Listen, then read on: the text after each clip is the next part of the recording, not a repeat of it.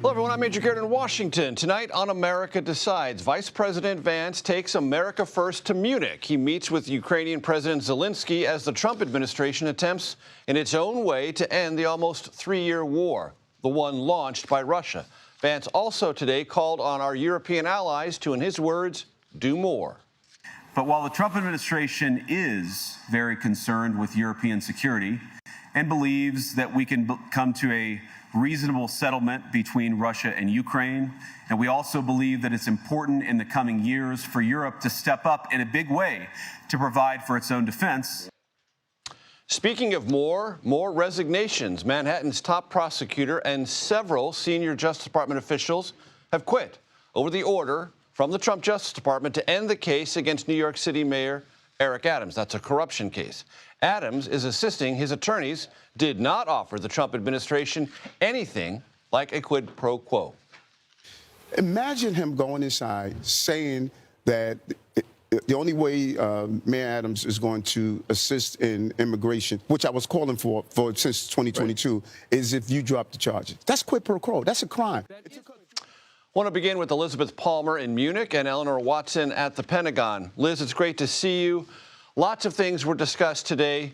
Much on the minds of Europeans is what the Trump administration directionally is suggesting about a settlement between Russia and Ukraine. What's your biggest takeaway? Gee, the tea leaves were hard to read. We got almost nothing from after the meeting between Zelenskyy, the Secretary of State, and the Vice President. The Vice President did say that he wanted to avoid a return to war in a settlement with Russia, or a return to war in a couple of years down the road in Eastern Europe.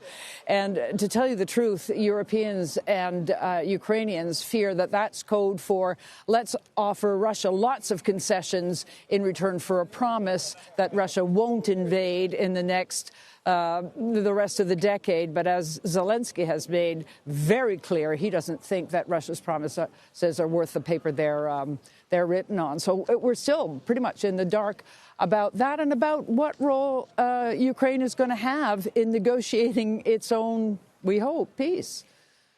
Eleanor, I want to turn to you because there was a question posed at a Politico event to Roger Wicker, the chairman of the Senate Armed Services Committee, about comments made about a day or so ago from Defense Secretary Pete Hegseth, basically saying that Ukraine getting into NATO, unrealistic, retaining or recouping territory lost to Russia 2014 in Crimea, also unrealistic. Let's listen to that soundbite. People in the administration know you don't say before your first meeting what you will agree to and what you won't agree to. Yeah, I was puzzled by that, too. Yeah, well, I was puzzled, too, and I was disturbed. I was disturbed by it. That's worth noting for the Defense Secretary from Roger Wicker, someone who worked very hard to see Pete Hegseth would get through that confirmation process, which he did, albeit narrowly. What's been the general sense there at the Pentagon, Eleanor?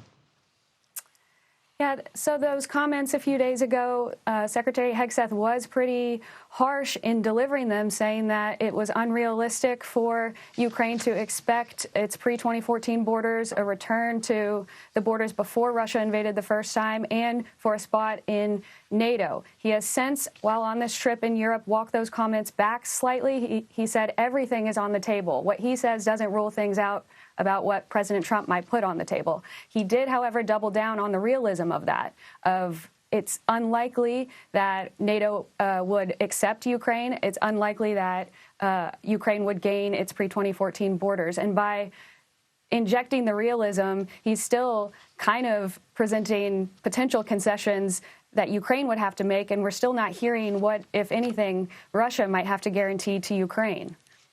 Liz, I want to play for you something that you alluded to a moment ago, the exact words of the vice president about something that would, to the administration's satisfaction, be durable in terms of a peace between Russia and Ukraine. Let's listen to that. Fundamentally, the goal is, as President Trump outlined it, we want the war to come to a close. We want the killing to stop, but we want to achieve a durable, lasting peace, not the kind of peace that's going to have Eastern Europe in conflict just a couple years down the road. Liz, to the degree you've been able to factor this in Munich, what's been the reaction to the overall approach of the Trump administration, and is there any leeriness that directionally the Trump administration is signaling, if not sympathy toward Russia, to kind of willingness to hear them out in any negotiated settlement? Yes, I think that's the suspicion of most European government officials.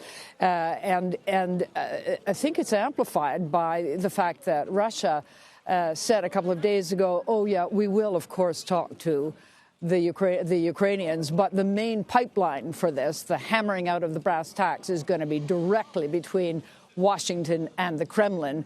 And European leaders feel that President Trump is just entirely too sympathetic to Vladimir Putin. Eleanor, from the Pentagon, what else has been the orientation to this big question?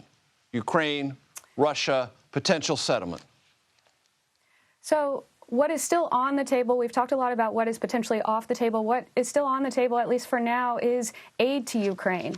For all of the criticism the Trump administration has given the Biden administration for promising billions of dollars in aid to Ukraine, the Trump administration so far has not stopped that flow. It takes months from the point the commitment is made for that aid to get into Ukraine. So even commitments the Biden administration made in December, those weapons are still flowing. And so what card that Trump could play going forward is either condition that aid on a Ukrainian deal for access to rare minerals in Ukraine, or continue that aid without condition as maybe some potential leverage over Putin. We didn't get a clear answer on where that rare minerals deal landed today, but that's a possibility in the future. A key point. Thank you for raising that. Eleanor Watson, and our thanks to Liz Palmer in Munich.